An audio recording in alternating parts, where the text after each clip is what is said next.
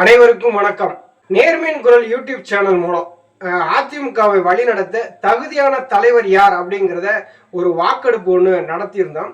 அந்த வாக்கெடுப்புல யார் யார் எத்தனை சதவீதம் பெறுகிறார்கள் அப்படிங்கிறதையும் நம்ம பார்க்கலாம்.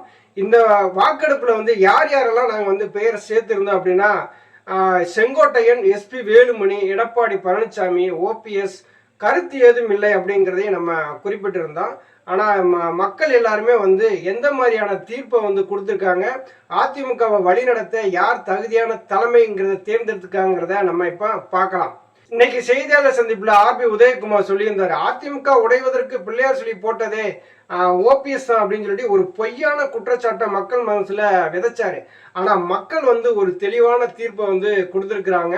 அவங்க யாருக்கு வாக்களிச்சிருக்காங்க அப்படின்னா, அதிமுக உடைவதற்கு மிக முக்கியமான காரணம் சொல்லி பார்த்தீங்கன்னா எடப்பாடி பழனிசாமி தான் அப்படிங்கிறத வாக்களிச்சிருக்கிறாங்க.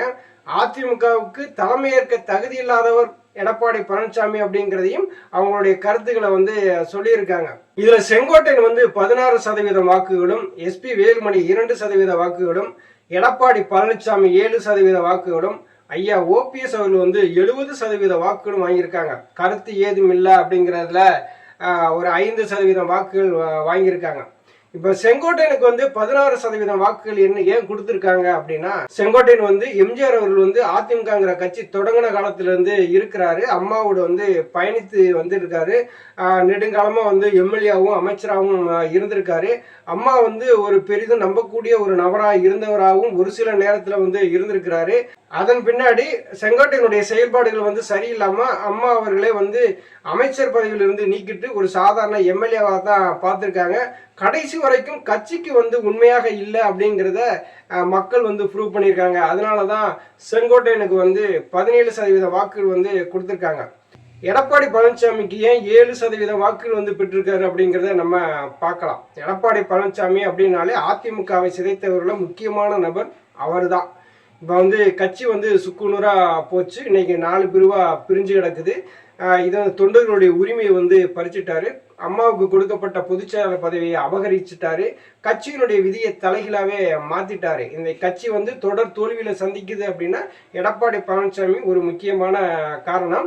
ஐயா ஓபிஎஸ் அவர் பொதுக்குழு கூட்டத்துக்கு போகும்போது குண்டர்களை வச்சும் அந்த ரவுடிசுகளை வச்சுமே தண்ணீர் பாட்டில வீசினது, வாய்க்கு வராத வார்த்தைகளா சொல்லி திட்டியது, இந்த மாதிரியான செய்திகள்லாம் எடப்பாடி பழனிசாமி வேடிக்கை பார்த்து ரசிச்சதையும் அந்த வாக்குகளா பதிவு பண்ணிப்பாங்கன்னு தான் தெரியுது.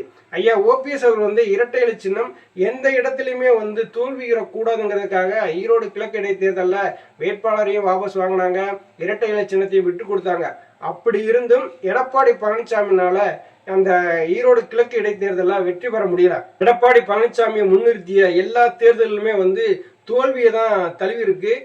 கழகம் ஒன்றுபடுவதற்கான எந்த முன்னேற்பாடுமே எடப்பாடி பழனிசாமி எடுக்கல.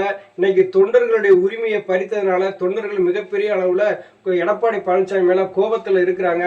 இந்த தலைமை இருந்தால் அதிமுக வெற்றி பெறாது. அது இன்னும் 100 ஆண்டு காலத்திற்கு அதிமுகங்கிற கட்சி நிலைத்து இருக்கணுங்கிறதுக்காக அம்மா உயிரை கொடுத்து அந்த ஆட்சியை நம்ம கையில கொடுத்துட்டு போனாங்க. திரும்பி ஆட்சி அமைப்பதற்கு எடப்பாடி பழனிசாமி சாதகமான சூழ்நிலையை உருவாக்கல. அவருடைய துரோக சக்திக்கு நாங்க கொடுக்கக்கூடிய வாக்கு தான் இந்த 7% அப்படிங்கிறதையும் சொல்றாங்க. இடையில நாங்க எஸ்பி வேலுமணி பெயரையும் சேர்த்திருந்தோம். இப்போ பத்திரிகைகள் எல்லாம் பாத்தீங்கன்னா செங்கோட்டையனும் எஸ்பி வேலுமணியும் இணைந்து ஒரு புதிய அதிமுகவை உருவாக்க போறாங்க, எடப்பாடி பழனிசாமி இல்லாத ஒரு அதிமுகவை ஐயா ஓபிஎஸ் அவர்கள் தலைமையில உருவாக்க போறாங்க அப்படிங்கிறதையும் இந்த செய்திகள் புறாமே பத்திரிகையில வந்திருந்தது. ஒரு உள்ளாட்சித்துறை அமைச்சராக இருந்தவர் இப்போது இப்போ எடப்பாடி பழனிசாமியினுடைய குரூப்ல ஒரு முக்கியமான நபராக இருக்கிறாரு. எடப்பாடியினுடைய செயல்பாடுகள் சரியில்லைங்கிறதுனால தனியாக ஒரு கட்டமைப்பை உருவாக்க முற்படுகிறாரு அப்படின்னு செய்தித்தாளில் செய்திகள் மூலம் தான் அவருடைய பெயரையை இணைச்சிருந்தான். ஆனா அவர்களுக்கு கொடுத்த வாக்கு வெறும் 2% மட்டும்தான். ஐயா ஓபிஎஸ் அவர்களுக்கு கிட்டத்தட்ட பாத்தீங்கன்னா 70% வாக்குகள் மக்கள் வாக்களிச்சிருக்காங்க. இதை எதற்காக இந்த 70% வாக்கு கொடுத்திருப்பாங்க அப்படின்னு சொல்லி நம்ம பார்க்க போனோம்னா, அம்மாவினுடைய அரசியல் வாரிசு, அம்மாவுக்கு நம்பிக்கையா இருந்தவங்க, 3 முறை முதலமைச்சராக இருந்தவர், 10 முறை பட்ஜெட் தாக்கல் பண்ணவர், கழகத்திற்கு விசுவாசமாக இருந்தவர், எந்த இடத்திலையும் தொண்டர்களை விட்டு கொடுக்காம இருந்தவர், ஒரு நம்பிக்கைக்கும் விசுவாசத்துக்கும் தன்னம்பிக்கைக்கும் ஒரு உதாரணமா திகழக்கூடியவர், எந்த ஒரு அரசியல் சூழ்நிலையிலும் தன் நிலையை மாறாதவர், தொண்டர்களுக்காக மட்டுமே தர்ம யுத்தத்தை நடத்தி வெற்றி பெறப்போகும் ஒரு ஆளுமையாக இருக்கக்கூடியவர். எடப்பாடி பழனிசாமியினுடைய இந்த துரோக சக்தியை எதிர்த்து இன்னைக்கு தொண்டர்களுக்காக போராடக்கூடிய ஒரு தலைவராகவும் தொண்டர்களுடைய தலைவராகவும் உருவெடுத்திருக்கக்கூடிய புரட்சி தலைவர் அம்மா அவர்களால் பரதன் என்று அழைக்கப்பட்டவர். தான் என்ன செயல்கள் செய்தாலும் அது தொண்டர்களுக்காகவே இருக்க வேண்டும், அது அதிமுகவுடைய கட்சி வளர்ச்சிக்காகவே இருக்க வேண்டும் என்று பாடுபட்டவர். இன்று முதல் கூட ராமநாதபுரம் பாராளுமன்ற தொகுதியில கட்சியை மீட்டெடுப்பதற்காகவும் தொண்டர்களுக்கு உரிமையை பெற்று தருவதற்காகவுமே இன்னைக்கு சுயேட்சையாக பலாப்பழ சின்னத்தில் போட்டிட்டு இருக்கார். ஒரு ஆளுமை திறன், என்னால் முடியும் என்ற நம்பிக்கையில இந்த ராமநாதபுரம் பாராளுமன்ற தேர்தலில் போட்டிட்டு இருக்கார். ஜூன் மாதம் 4ஆம் தேதி மிகப்பெரிய அளவில் வெற்றியும் பெறுவாருங்கிறத எல்லாருக்குமே தெரியும். ஓபிஎஸ் ஏன் தொண்டர்கள் ஆதரிக்காங்க அப்படின்னா, தொண்டர்களுக்காக ஓபிஎஸ் இருக்கிறதுனால தான் தொண்டர்கள் ஐயா ஓபிஎஸ் அவர்கள் ஆதரிக்கிறாங்க. கட்சி எந்த இடத்திலும் என்னால் சிதைந்து விடக்கூடாது என்கிறதுல கண்ணும் கருத்துமாக இருந்து செயல்படக்கூடியவர்.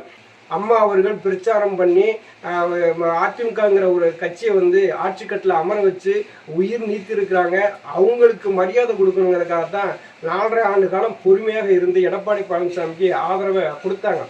டி ஜெயக்குமாருக்கு கொடுக்க வேண்டிய ராஜ்யசபா எம்பி பதவியை ஒரு தொண்டனாக இருக்கக்கூடிய ராமநாதபுரத்தினுடைய மாவட்ட கழக செயலாளர் தர்மர் அவருக்கு கொடுத்து அழகு பார்த்தவர். ஒரு தொண்டனை எப்போதும் கைவிடாதவர். தொண்டர்கள் மீது விழக்கூடிய அந்த அம்புகளை தன் மார்பு மீது வாங்கக்கூடிய ஒரு துணிச்சமிக்க ஒரு தலைவன் தான் ஐயா ஓபிஎஸ். இதற்காகத்தான் ஐயா ஓபிஎஸ் அவர்களுக்கு 70% வாக்குகள் கொடுத்திருக்கிறாங்க. கருத்து ஏதும் இல்லை அப்படிங்கிற ஒரு 5% மக்கள் பெரும்பாலும் ஐயா ஓபிஎஸ் அவர்கள் தான் ஆதரிப்பாங்க. ஓபிஎஸ் என்கிற அந்த 3 எழுத்து மந்திரத்தை உச்சரிக்காத பொதுமக்களும் கிடையாது, தொண்டர்களும் கிடையாது, அரசியல்வாதிகளும் கிடையாது. இந்திய அரசியலே இன்னைக்கு ராமநாதபுரம் நோக்கி தான் எதிர்பார்த்து காத்து கொண்டிருக்கிறது. ஒரு அரசியல்வாதி ஒரு நம்பிக்கையாகவும் ஒரு நேர்மையாகவும் ஒரு தன்னம்பிக்கையோடு ஒரு விசுவாசமாகவும் விடாமுயற்சியோடு தொண்டர்களுக்காக பாடுபடக்கூடிய ஒரு உத்வேகம் மிக்க தலைவர் அப்படின்னு சொல்லி பார்த்தீங்கன்னா ஐயா ஓபிஎஸ் அவர்கள் தான்.